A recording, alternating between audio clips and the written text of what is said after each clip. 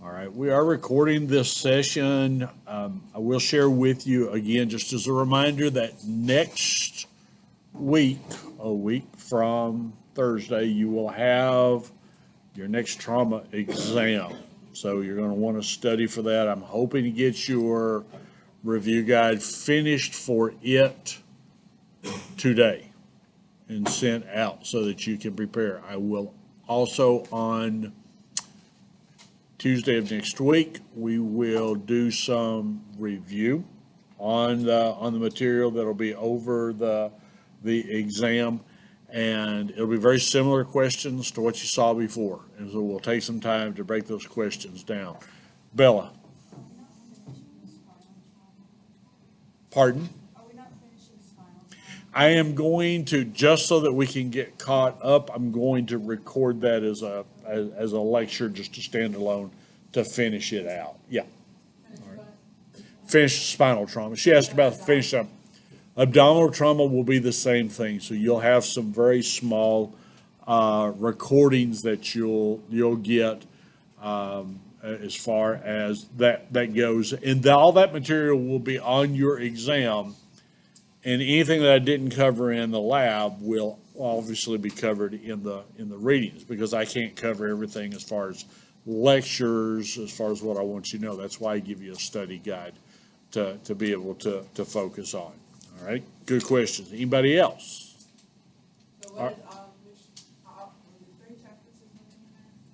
Everything that we've covered from day one is fair game for the exam, because all my exams are always cumulative.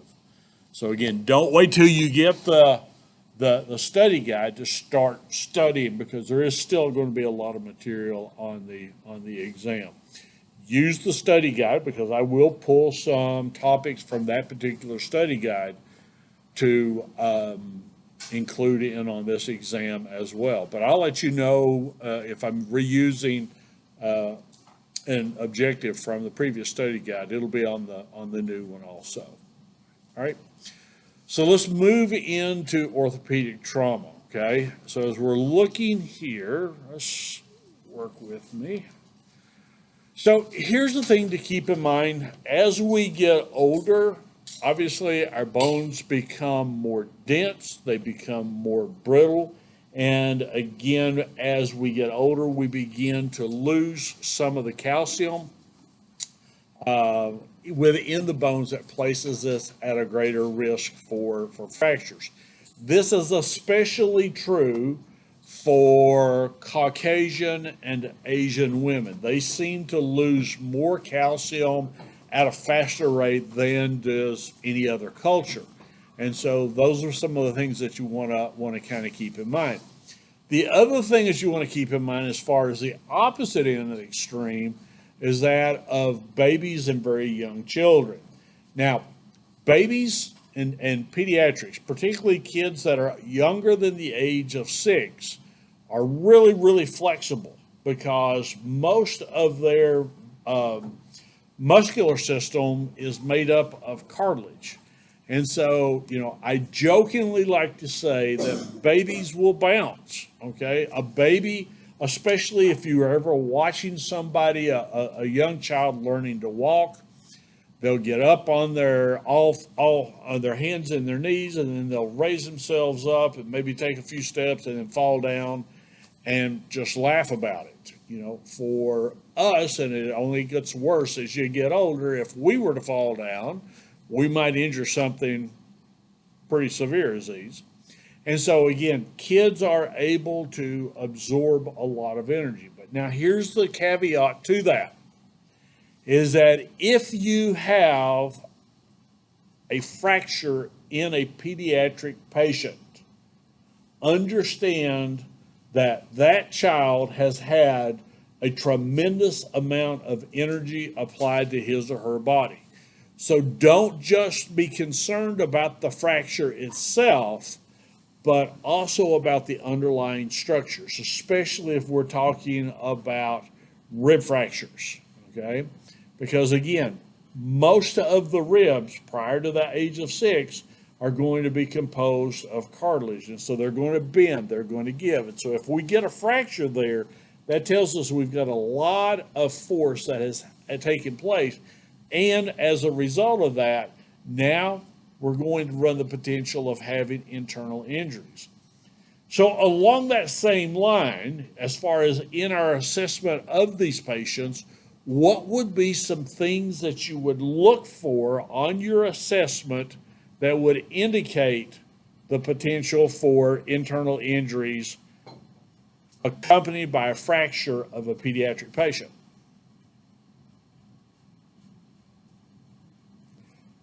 This is your turn. What are your assessment findings going to be for a ped that has internal injuries? Colin. Late? Yes. Shallow respirations. Again, especially as they're progressing through compensated, decompensated, and irreversible shock. At that point, they're probably going to be in what stage? With shallow, they're probably going to be in irreversible. Because again, with decompensated shock, your heart rate goes up, your respiratory rate goes up, but your blood pressure is beginning to fall. So if your child is in a shallow breathing stage just from the progression of shock, most likely it's going to be irreversible. What else might you find as far as your assessment? Say it again. Yeah, they'll have a high heart rate, okay? And that would be, again, we'd have to look at our blood pressure to decide are they in compensated or decompensated shock. Both of you, good answers. Give me one more.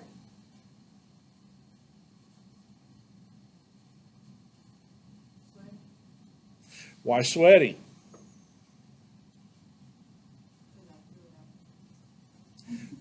She's right. Of course, the correct medical term for sweating when it's not appropriate is what? Diaphoresis.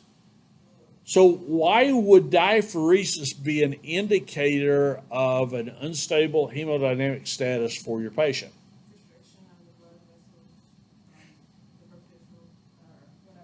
And help her out. She's phoning a friend. She doesn't know it yet, but she is. Why diaphoresis?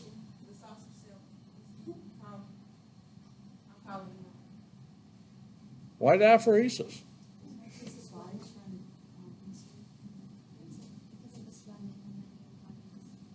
Well, the sweating occurs, but I'm asking you why. Taki.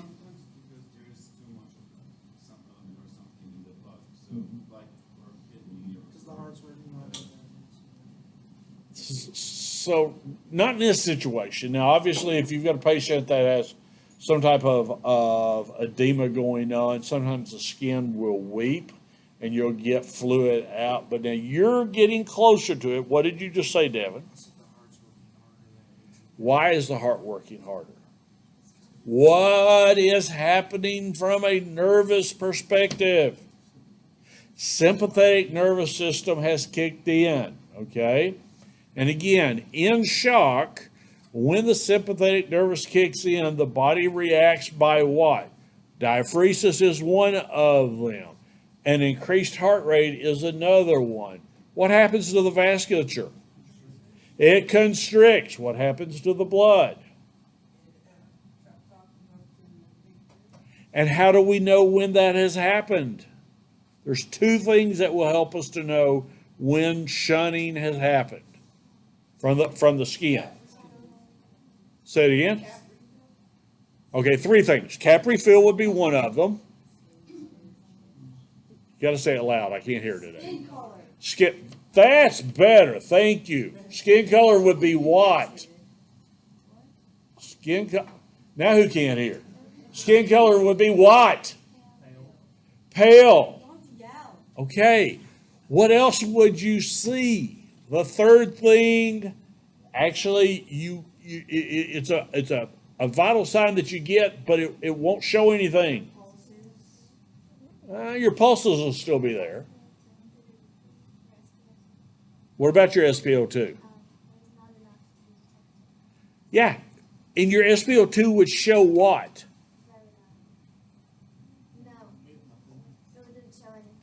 Yeah, it wouldn't show anything. Why? Because there's not enough skin, not enough blood at the skin for the SpO2 to read. Okay? Now, guys, I'm going to tell you a lot of your questions are going to have to deal with just what we discussed. It's critical that you understand that underlying process of what's happening with your particular patient. Okay? As our patient gets older, middle age means it's the beginning of the end, all right?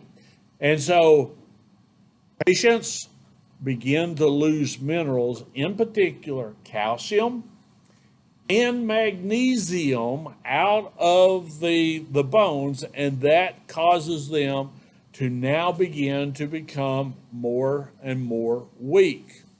This loss of calcium comes into play here, and it leads to the potential of an increase in fractures. And we don't have to have any direct type of trauma that would lead to the fracture. So, a fracture that comes about in a patient, almost always in an adult, almost always going to be in an older adult. That happens just simply when they're going through the daily actions of living, is known as what? It can happen walking, but it's not known as a walking fracture. Okay, so a stress fracture is a type of it, but it's known as a pathological fracture. Okay, something is wrong for the bones to fracture under the daily action of living. And quite often we see this with walking. We'll have patients that will have stress fractures, particular in their feet. We'll see this again as patients get older, and again, particularly females of Caucasian and Asian descent, of just they twist. And when they twist, they fracture their hip, they fracture their pelvis, or they fracture a femur.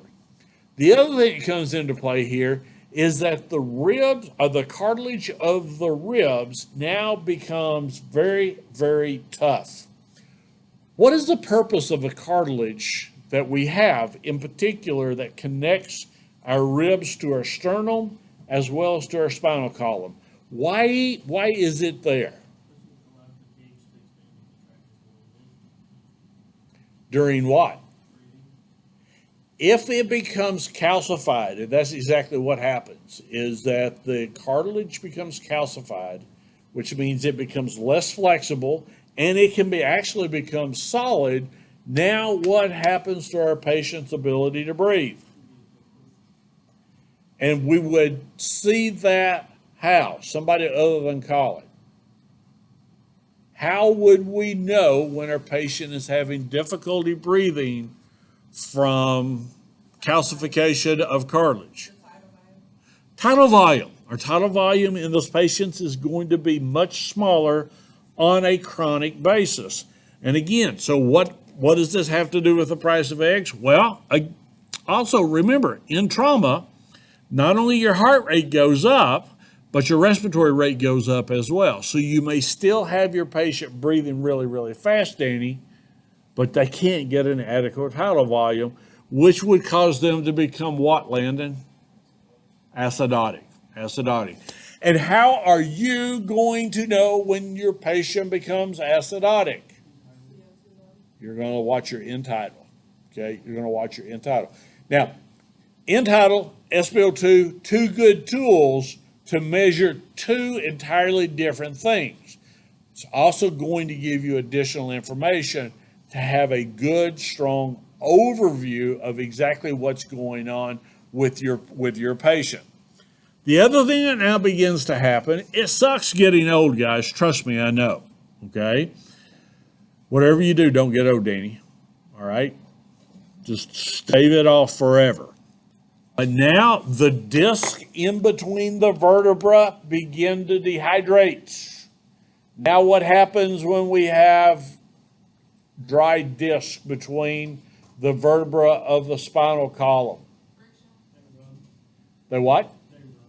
They rub, and what else? they can compress, and the third thing is that they can rupture. Understand, for you guys, the thing that is a career ender for you is you're going to blow your back out if you are not careful. Okay. Now, obviously, today we've got lots of better tools, auto loading systems, striker stretchers that go up and down automatically. You can still mess your back up just by moving patients or having improper movement of your equipment, because some of your equipment is going to be rather heavy. So watch that, guard your back, and make sure that you protect it. One of the things that we're able to do as far as the vertebra in the back is to, again, you wouldn't think this, is to make sure that you stay well hydrated, because that's where that fluid in those discs is going to come. So as your patient gets older, and several things now begin to happen here, Bella, is that the discs begin to shrink because they become dehydrated. What also happens to our patient's spinal column itself? Which is known as what? Kyphosis. Good. It's known as kyphosis. So again, your patient will begin to lean over. Probably the worst case of kyphosis I ever saw, and I felt so sorry for this lady.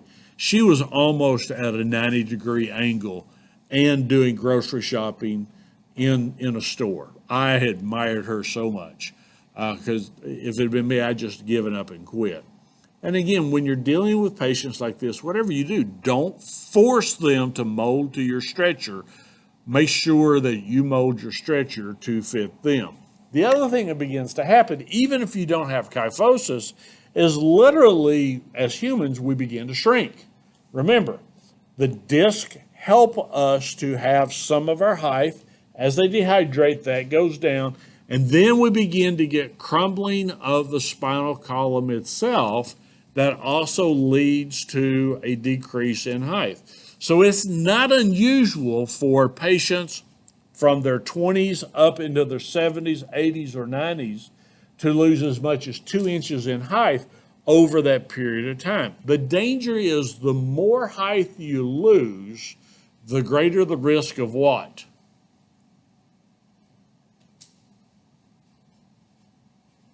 Think about the mechanism here, Sydney, that's causing our patient to lose height. What are they at a greater risk of now? Why?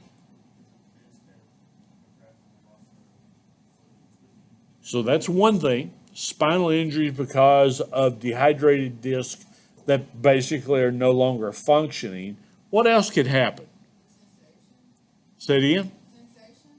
Well, you can lose sensation if you have a spinal injury, but you're going to have more pathological fractures of the spinal column itself. Because remember, as you're beginning to come down, what's happening is that the calcium in the vertebra are now beginning to deteriorate and go out. And so that increases the possibility of these patients can just twist and now all of a sudden have some type of a spinal column injury, which can indeed lead to impingement on the cord, which would come into play as far as loss of sensation, loss of movement, and potentially even paralysis. Go ahead. So with that neuropathy, does that have something to do with it, or is it only in like that? So neuropathy, you can get neuropathy as a result of a number of reasons. So again, within the nerves, one of the things to keep in mind with the nerves is that around the nerves, just like on this cord, they have a covering. It's known as the myelin sheath. Okay. Now you can get an autoimmune disorder in the body where the body begins to attack itself, and it will begin to dissolve the myelin sheath. Now, if I took a knife out, and if I had this plugged into my computer, and I took a knife out, and I started trimming away the rubber cord that's around this, at some point in time, what's going to happen? Say it again. Yeah, we'll expose the inside, and then what happens? It's going to stop working at the least, and at the worst, especially if it's an electrical cord, it may start a fire. Okay. Diabetic, or not diabetic, but neuropathy has something similar that happens, okay? For a number of reasons, we lose that sheath, and then again, especially if it's coming from diabetes, the increased glucose that's circulating in the body will actually begin to dissolve the nerve. And so this is one of those situations of where patients that have neuropathy cannot feel pain to the same degree as, say, someone who's younger that does not have neuropathy. Now, let me ask you a question. What disease process did we talk about in cardiology that you need to be aware of that can lead you astray if your patient is a diabetic or a female? Correct. So again, their primary complaints are going to be what? Not just fatigue, but sudden onset of what? What did you say? Sudden onset of unexplained fatigue. They have a reason for it. If a lady's working, or if you got a diabetic, or heaven forbid, you got a diabetic that's a female, and she says, well, I've been up for the last 16, 24 hours doing work, and now I'm just really tired. Well, that's an explanation. But if she explains, or if the diabetic, he or she says, I was fine an hour ago and now I'm exhausted, a little alarm bell should go off that this is potentially going to be a cardiac emergency, again, because of the destruction of the ability of the body to feel pain. So, good point. Now, the other thing that begins to happen here as we get older is we not only lose skeletal mass, but we also begin to lose muscle mass. What kind of problem does that result in as your muscle mass now begins to deteriorate? You're going to have general weakness. What else?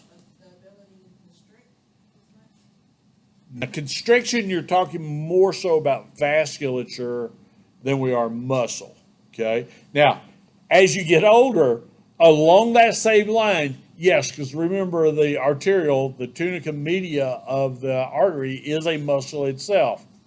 And again, buildup of calcium. Calcium is a really good thing until it's not, but that buildup of calcium within that surrounding area of the tunica media now causes a decrease in the patient's ability to constrict or dilate, which can lead into, from a muscular problem, your patient not being able to compensate in trauma, or it constricts and it stays constricted and you've got a chronic hypertension. But again, you're kind of along the right line there, Colin.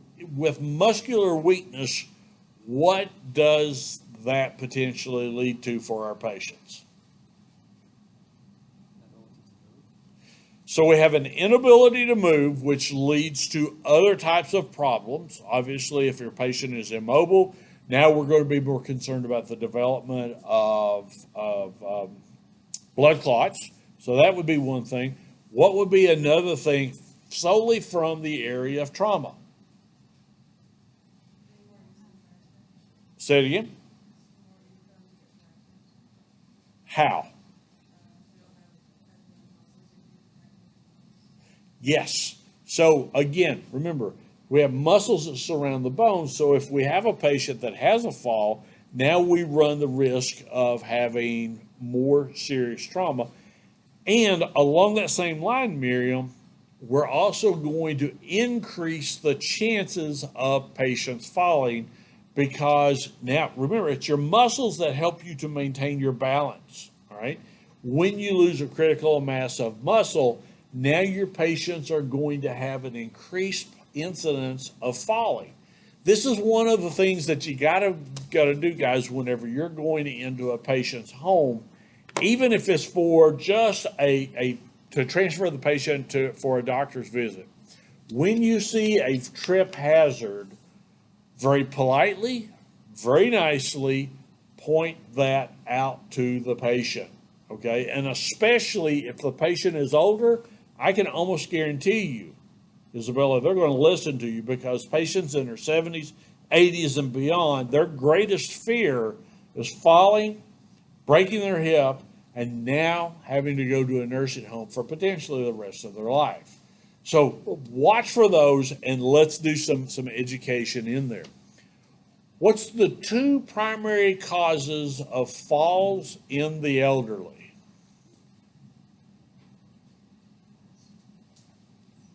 Say it again. I heard something, but I can't. You said loss of balance.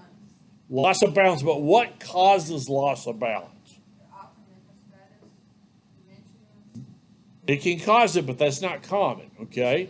Two very common things that you would see in a house of an older person that leads to falls. They use bathrooms. They use bathrooms. No. Pets, especially small pets. You said pets, okay? Pets and loose rugs, okay? Loose rugs. So these patients have these pets, and especially these small yappy dogs that are around and round and round. They trip over them and they fall, okay? Or they have a loose rug that slides across a wooden floor, and they either get their feet caught up underneath it, or they get ready to just take a step on it, and then they fall. Something that is critical for you guys to do on all your patients, in particular your elderly patients, is to find out, if you can, why did you fall? And the only question you're trying to ask is, did you trip over a dog? Okay. The fall's bad enough because the patient's got trauma. Or did you get dizzy or pass out prior to the fall? Because now that could mean we've got a cardiac issue, we've got a cerebral issue, we've got a diabetic issue, in addition to the trauma that's going to come into there, okay? The loss of bone material is also known as what? Osteoporosis, okay, osteoporosis. It basically, the calcium and magnesium begin to leach out of the bone. Again, a lot of this has to do as a result of the types of foods that patients eat, in particular, what they drink. So if you drink soft drinks that are cola, it will begin to pull a lot of magnesium out of the bone, making it weaker, as well as how much weight-bearing exercise they do or they don't do. So this is why for older patients, they tell them, go walk. That is the safest and the best weight-bearing exercise, because it affects every bone in the body to help to strengthen it and make it better. Again, be familiar with the term kyphosis, as well as what some of the problems are that can be led to if you've got a patient that has respiratory distress because of kyphosis, or if you've got a patient that has been involved in trauma, again, because of kyphosis. Now, when we're looking at different types of processes, okay, let's talk about a condition, a traumatic condition that's known as compartment syndrome, okay? Compartment syndrome comes about in the extremities, primarily because the large muscle groups in both the arms and the legs are covered by a material that's known as fascia, Fascia. The fascia serves the exact same purpose as does the pericardium in the heart. Now, what role does the pericardium play in the heart?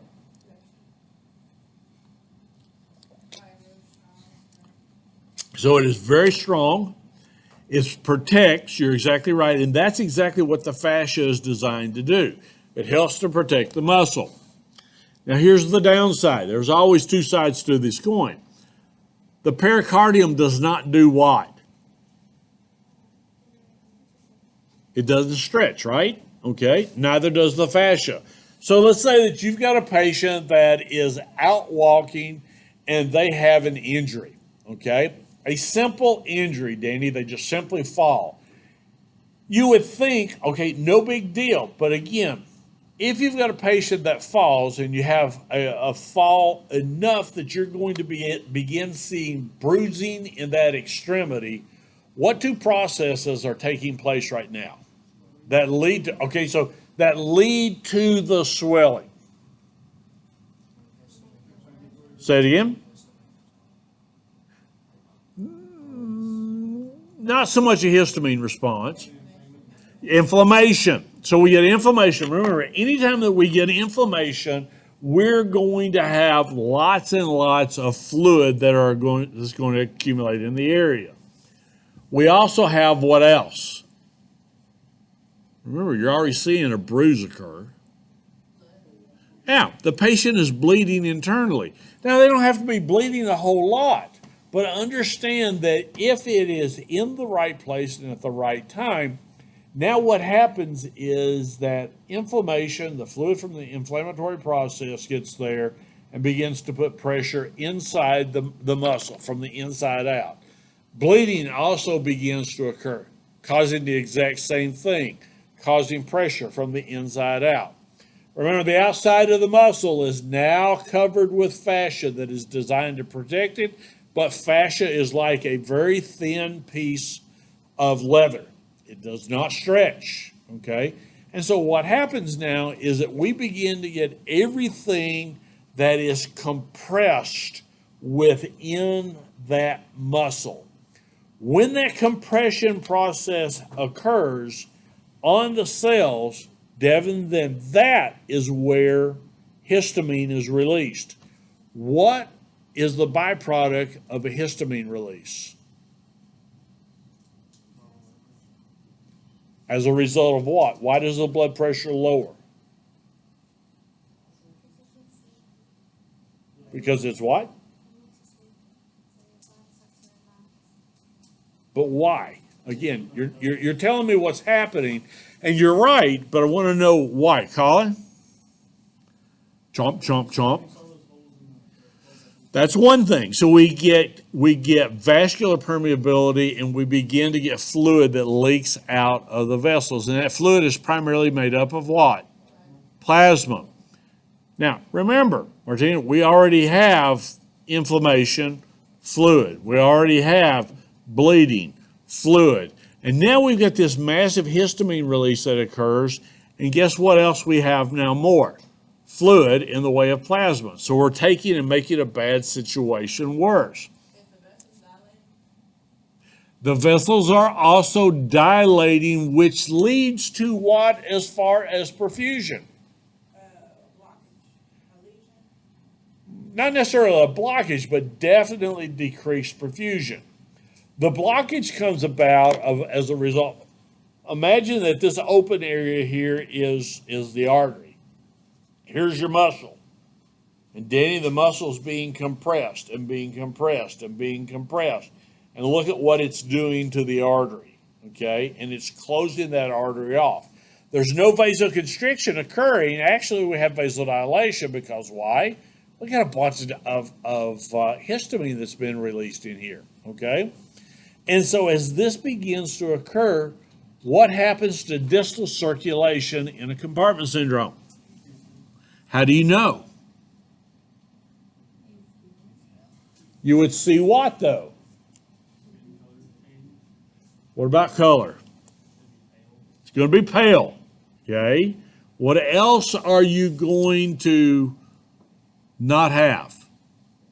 You're not going to have a distal pulse. Again, this is one of the things that is critical for y'all to do is when you are assessing your patient and they have some type of a musculoskeletal injury, you must assess PMS, pulse, motor, and sensation prior to and after immobilizing the extremity or putting your patient on a backboard, and including reassessment of PMS with every set of vital signs that you're going to get. Because remember, once you have immobilized your patient, whether it's on a backboard or you've put a splint on, that does not necessarily mean that the compartment syndrome process has stopped, okay? And we can see a patient that can get a compartment syndrome from either a soft tissue injury or potentially from a fracture, and in particular,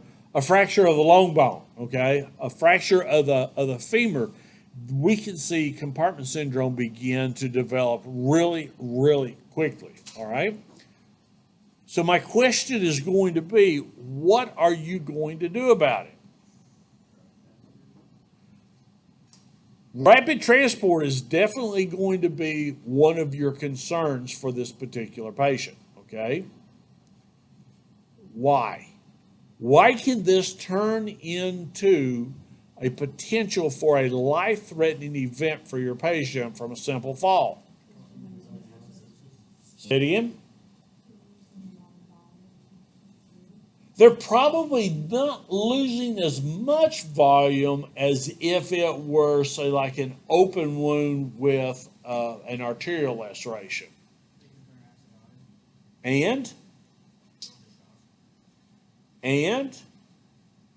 think about the mechanics. You guys know this, okay?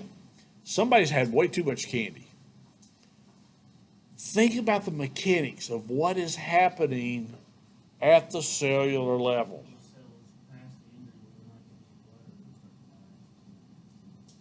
And what then happens? In particular, the biggest waste product we're concerned about is? Say it again. Lactic acid is going to be one, but there's a waste product that we don't think about as a waste product that we're going to have even more concern about. Potassium. Okay? Remember, if we get a major dose of potassium coming to the heart's going to stop, and you're not going to restart it. Okay? So in patients that you suspect have a compartment syndrome, what do you need to do for them?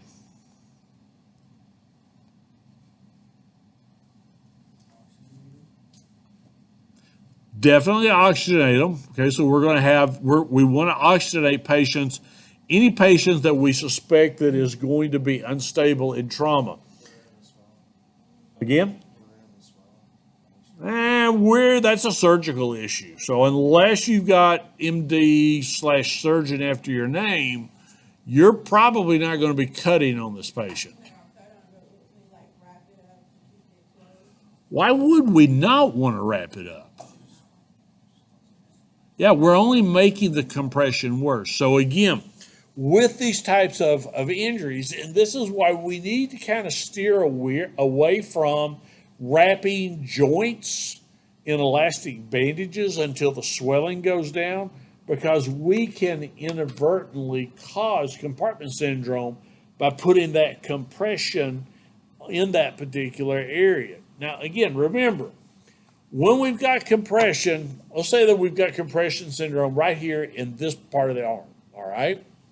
What's not going to be happening down here? We're going to have decreased motor function. What else from a very low level? Say it again? Blood circulation. We're going to have poor blood circulation, okay? And that's going to lead to hypoxia, which is going to lead to not only cell death here, but we could potentially begin to lose enough cells down here that this arm becomes useless. Now, if compression syndrome comes about as a result of this arm being trapped in a piece of machinery, I've shared with you guys that, I spent a large part of my career in Georgia. They make a large portion of the world's carpet down there on a regular basis. People will get their arms and their legs trapped inside machines, okay? And they could be there for as much as an hour or longer while fire department dismantled the machine. What is their concern when that pressure is now released? So how do we minimize that? We put a tourniquet on. Even though we don't see any visible bleeding on the outside, a tourniquet is not only for arterial bleeding. If you've got a patient that's got compression syndrome and they're still trapped, then you've got to put a tourniquet on the extremity in order to minimize or to keep the waste products, in particular lactic acid and potassium, from making a megadose coming back to the heart. Ryan and then Taki. What's the time frame for when you build up waste products or Starts right away. So it doesn't take long at all. And the other thing to keep in mind, the larger the muscle group, the faster the accumulation of waste products. So if you've got someone who's trapped by their leg, and this is one of the big things that that we're really concerned when we have people that are digging trenches and they don't shore it up correctly, and then we have a cave in, and they're trapped from their waist down. Now, those patients are going to be in there potentially for hours, and again, when we have to dig them out in order to get access to the lower extremities. When we release that dirt from around the legs, we're already going to have some of that circulation that's going to be coming back. Okay. So, and Taki, I haven't forgot your question. What should you consider as far as a treatment for those particular patients before you get them released? Why? Yes, you're correct. Now tell me why you're right. Okay? So you're going to neutralize some of the lactic acid that you spoke about, but here's the other thing that's going to happen. Remember, we talked about potassium in the blood, and as it comes into the kidneys, we can neutralize a lot of potassium by making the urine alkaline. So we're going to give our patient 1 amp of sodium bicarb. It's going to make their urine really alkaline, so that when that potassium makes it to the kidneys, now the potassium is neutralized and it doesn't have nearly the bad effect on the heart. Let me come back. What was your question, Taki, and then Colin, I'll come to you. Part of it, but it's the other part. So can we do like multiple tourniquets and start releasing one by one? So one. Once you put a tourniquet on, you're not going to release it. You're not going to release it. So not me in the hospital. They can. The hospital will release it. Again, what they will be guided by they'll pull labs, and they'll be looking for free potassium in the blood as well as other substances, and they'll be doing blood gases at the exact same time. That'll be information you and I won't have access to. So once they're able to get the potassium down to a certain level, then they will begin to release it. The other thing that'll happen in the hospital is that they'll administer a drug that's known as K-exolate. Okay, again, why do you need to know that? Because some of y'all are already working in hospitals. K-exolate will bind up the potassium. It doesn't neutralize it like the alkaline urine does, but it grabs hold of the potassium and causes your patient to have diarrhea, and it's excreted in the bowel movement. So it's a really good drug, but it's in a pretty serious situation in which your patient would get it. At that point in time, then when the potassium level in the blood comes down into a normal level, or at least into a non-toxic level, then they'll start to release that tourniquet. Colin. So the sodium bicarb administration, how long are you going to wait for it to at least circulate in the body before removing them? So you're not going to delay extrication of your patient for medication. But here's the thing I'm going to tell you to do. You are going to give your bicarb prior to extrication. So get your line started, get it started with a large line, and give 1 amp of bicarb. Regardless of the size of your patient, you're going to give 1 amp of bicarb, and that will be enough to alkalize the urine, so that when your patient is released, if we've got potassium that's flowing through, then it can be neutralized. Aziz. So in a compartment syndrome patient, do we need to cool them down to ease the swelling or warm them up to help the circulation?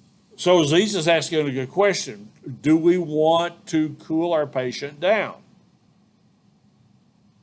Think about all that you know so far about trauma, the shock process, things that can help shock, things that can hurt shock, what would you do? Would you cool your patient down? So I see some people doing this. I see some people doing this. And I see the rest of you got the deer in the headlight look. Why? Why? Why is it critical to keep your shock patient? What? It helps with body. It helps with clotting, okay? Remember, you have the trauma triad of death. You have acidosis. You have coagulopathy, which means basically clots don't form. And clots don't form because of the third leg of the triad. Your patient is hypothermic. So in that situation, if it was just an isolated muscle injury where, you pulled a muscle, you sprained an ankle, ice is always going to be indicated. But in this type of situation where you've got compartment syndrome going on, we've got some bleeding, some pretty severe bleeding that's occurring. If we cool our patient down, we're not going to stop that bleeding. It's only going to get worse. Martina. But I understand that we want to get to the shock issue, but when you have inflammation, heat also follows with that. So wouldn't it be already like hot in that area because of the white blood cells and how they're accumulating, you try to fight against that? Two things happen though. Now remember, you've got the inflammatory process that is taking place. All right, going back to my arm, all right?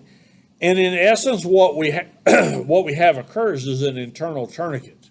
So distal from that, we're going to have little to no blood supply.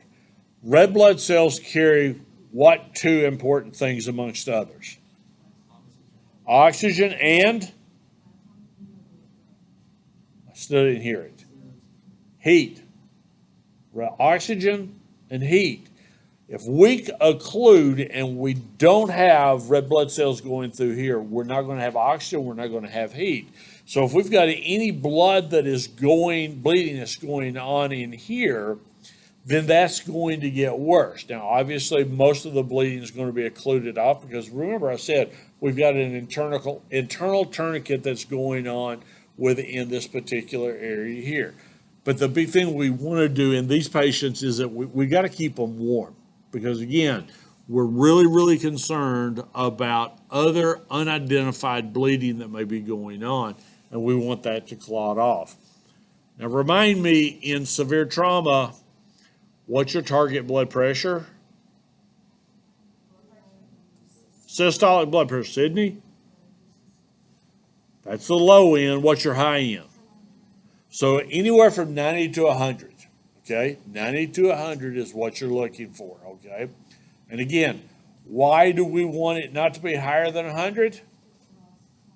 We blow out clots. Why do we not want it to be less than 90? Say it again?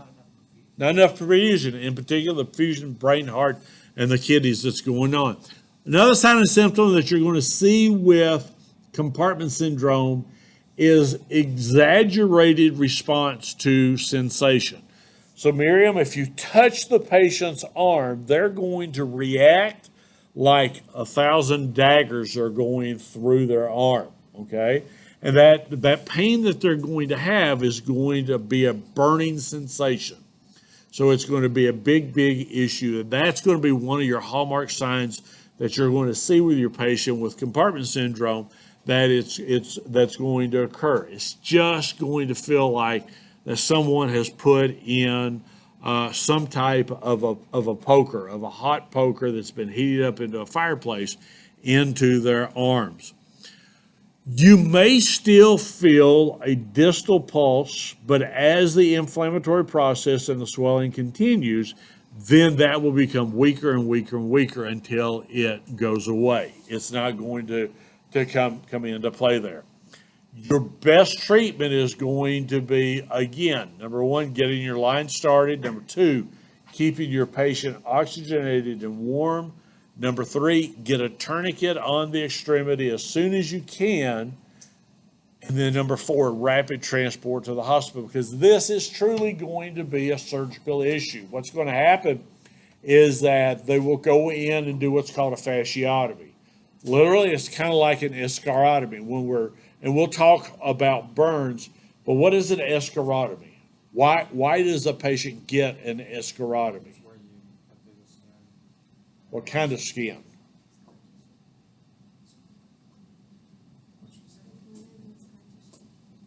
Okay, but what's the purpose of it? Release that function. To allow the patient to do what? To breathe. All right. And so similar things happens when we have a patient that has a fasciotomy. Basically, when they get there, and the ER doctor will not do this. This is why it's got to go. They need to go to a trauma center so that a surgeon can come in quickly, simply take a scalpel, they'll squirt some antiseptic on it, and they'll take and they'll start cutting slices in it in a longitudinal manner to release that pressure, to allow it to begin to swell or to expand out. They'll leave the tourniquet on in place until they're sure that blood levels are down to a safe area for these particular patients to be able to handle the waste products that's in their body. All right. Questions about compartment syndrome. Be able to dissect scenario-based questions on that particular injury, okay? When I say that your patient has a subluxation, what did I just tell you? What kind of injury is that? What's a subluxation?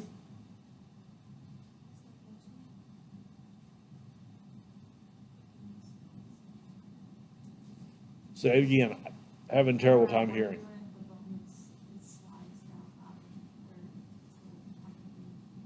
Yeah, so basically, well, you're right on track there, Bella. So basically, the bone has slipped out of the joint. Okay, now remember, a joint is anywhere that you have two bones that begin to articulate. Articulate is simply the medical term for where two bones meet. Okay.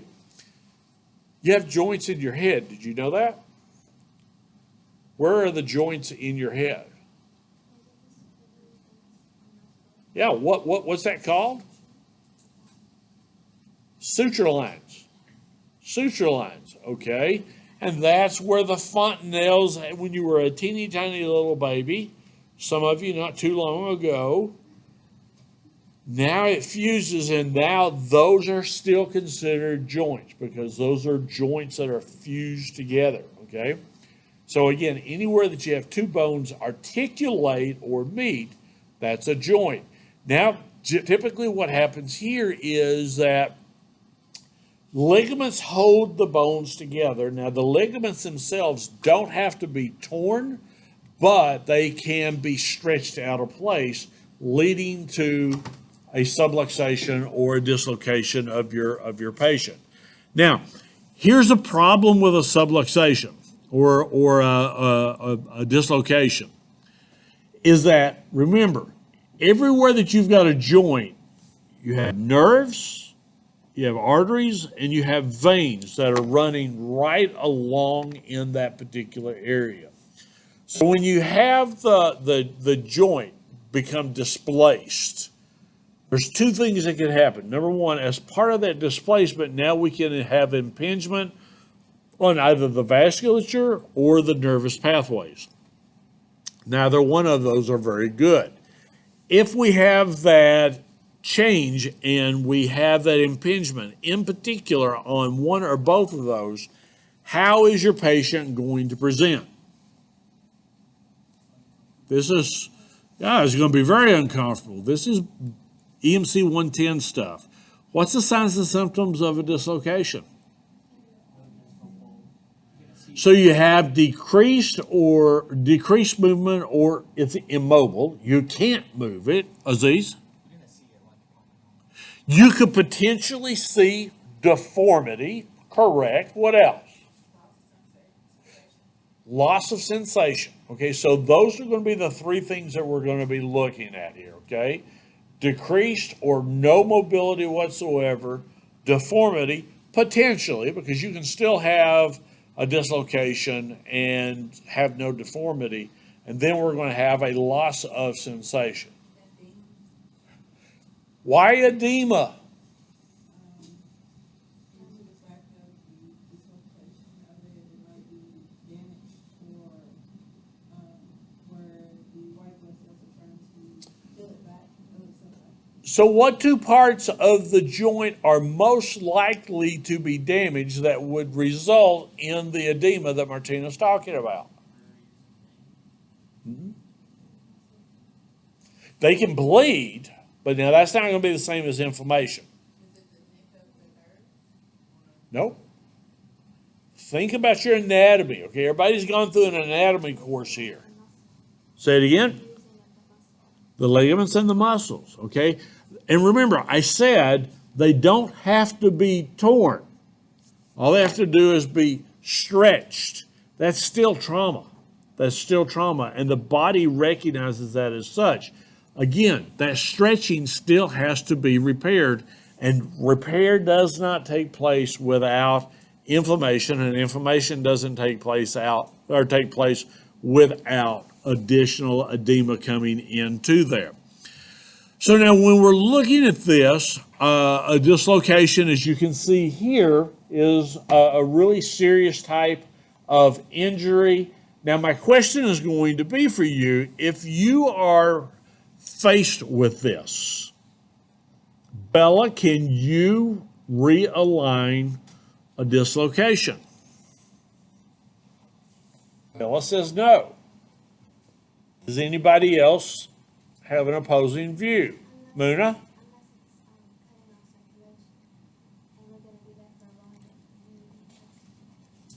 If we have no distal pulse, if you don't realign it, you're going to have a patient that's eventually, in a very short period of time, going to have a useless limb.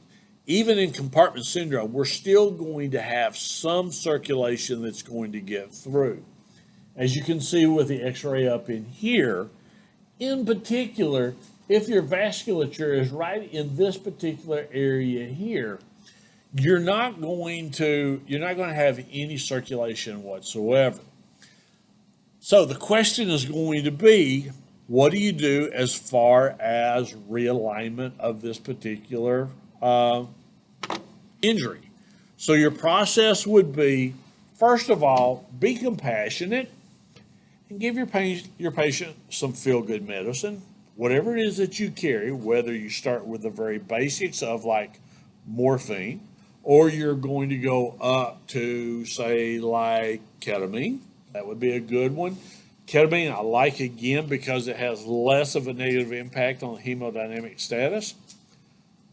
What other medication might you want to consider giving that would be really good as far as having a direct impact on helping you to realign this dislocation? What class? What did you say, Taki? Or was it not Taki? Somebody said something. Fentanyl will be good for the pain, but that's only going to be for pain management. Steroid's going to take too long to work. And that a steroid might be good for reducing inflammation afterwards, especially if, let's say that you're working in the backcountry rescue, or maybe some of y'all, I've got a friend from New York who is a backcountry paramedic in the Grand Tetons out in Wyoming in the summer. And he does all kinds of cool stuff out of helicopters and stuff up on the mountains. And so steroids would be one in there. What would help you to realign this dislocation, Martina? Or were you trying to go into, relieving inflammation in a way? We're relieving something, Taki. Muscle relaxant. And we call those what? I don't know what's the name of the medication, but I know I need to relax the muscle so I can. What do we carry that can relax muscles? a benzo. Okay, you'll carry, at the very least, you'll either carry Valium or you'll carry Ativan. And so, again, with this, a benzo serves two purposes. Number one is it relaxes the muscles. Okay, and depending upon where the dislocation is what is going to help you to determine how difficult it is going to be to put that back into alignment. And number two, it's going to help your patient forget the pain that they're about to feel when you put this back into alignment. Okay, and so be generous with your patient as far as giving them a benzo. Again, keep in mind the dangers of a benzo are all related to respiratory, so you want to give it a little bit at a time, and then you can increase it. You can't take it back out. Miriam. Ooh. Now, keep in mind, if you decide you're not going to try to realign it for whatever reasons, and you may have some good reasons not to, understand if you've got a dislocation over a period of time, what's going to begin to happen at the site of that injury? Swelling and inflammation, but from a muscular perspective. That's going to show up as what? Say it again. Well, you're going to get lactic acid, but you're going to get cramps. Okay. If I dislocate my elbow, and if it's in a position of function like this, and we've got the deformity that's going on over in here, and I still have good distal circulation, you may decide, let's just splint it the way that it is. But again, keep in mind, it's kind of coming back to what Bella said a while ago. Immobilization of that just simply from the dislocation can lead into now your muscles are going to start to cramp. So Miriam, you asked the good question. We'll give you a chance to answer the good answer. Are you going to give this patient a benzo if they're cramping? Yeah, show your patient compassion, okay? Take care of that, all right? The pain medicine will work, but not nearly as much as it will as far as relaxing the muscle, and it will also relax your patient. Here's one of the other nice things about a benzo. You relax the muscle, and the patient may reduce the dislocation all by itself, okay? And you come back into the hospital, you look like a hero, and all you did was give a little bit of value, okay? Take your awards, take the pats on the back, say, yes, I'm a good medic, Bella. And so, again, a benzo is a really, really good medication to use with this. The other thing that you're going to see with this, kind of coming along with what Bella said a little while ago, is that you're going to have what's called reduced range of motion. And when we talk about range of motion in orthopedic injuries, what are we talking about? Say it again.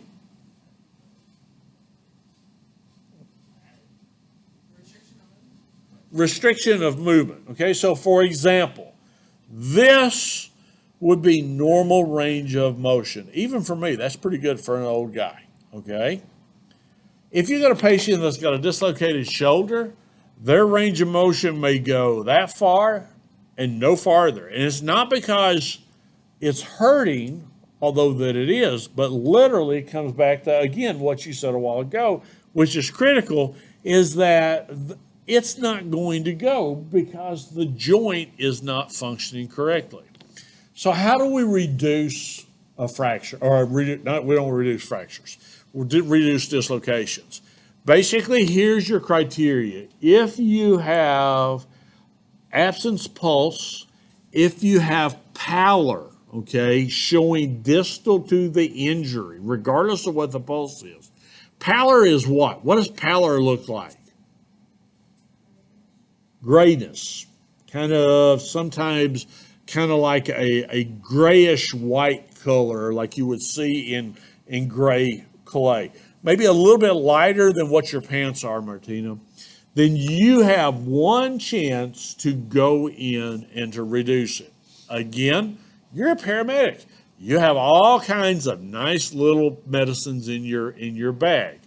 Again, administration of a benzo would come in, relax the patient. It will also help to sedate the patient.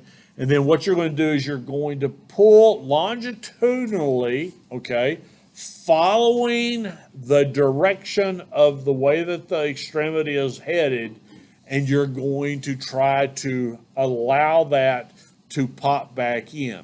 If it works, you will feel a pop, and your patient should have, depending upon how well you've sedated them. Now remember, when we talk about sedation, we're not talking about snowing your patient. Your patient still needs to be able to talk to you, okay? Because you got to get some information back and forth from your patient. The other thing is, if you make your patient unconscious because you've given them 10 milligrams of Valium when 4 would have done, you're probably going to have a bigger problem watching about their airway than their arm. So the patient should be able to tell you now, Landon, oh, that feels so much better. It's still going to hurt, still going to have some pain, but the pain will go from like a 15 down to a 2. And so it'll be better. Distal circulation should be better. Color should begin to pink up. The temp of your patient should now be able to increase. And this may be one of those situations where you use your SpO2 as a diagnostic tool, not for oxygen content, but for circulation. If you got a dislocation and you're concerned about not having enough blood supply, put your SpO2 on the patient's finger. If it comes up, like you said a while ago, Muna, and you have no reading whatsoever, now we know we don't have any blood there, all right? You reduce the dislocation, and now you put the SpO2 on there, and it's beginning to gradually rise. You've done a good thing. Bella. Say you have lost your pulse and whatever, and you give benzos and you try to put it like back in, and you don't get it, are we just leaving it at that point? Splint it in the position that it's in. You have one attempt, okay, one attempt. Now here's the thing to remember. In getting your patient's history, find out if they have a history of dislocations, okay? The more times this is dislocated, the easier it will be to go back in. In many situations, your patient will have already reduced it himself or herself before you get there. And in that situation, again, depending upon the severity of the pain, may begin as far as to identify how much pain management you're going to have to do for your patient. So you may not have to do anything at all for that particular patient as far as reduction, okay?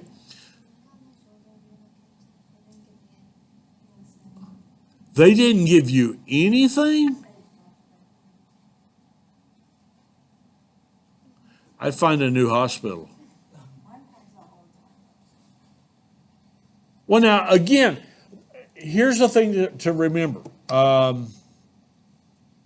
If you have, and some people are genetically disposed to having dislocations. This is why you see in like carnivals and circuses, we don't see many circuses anymore, but you see these people that are contortionists, they can bend their bodies in ways that you go, the body can't bend that way, but they're doing it. This is exactly what they're doing. They're able to pop the joints out of place and then twist and turn. The downside of that is when they're 65 and 70, they're not going to be able to walk because their arthritis is going to be so bad. You already getting arthritis? Well, I don't have arthritis yet, but I used to be able to pop it out. Did you do it as a party trick? No. Oh, okay. I was going to say, hey, watch this. All right, that's where we're going to stop.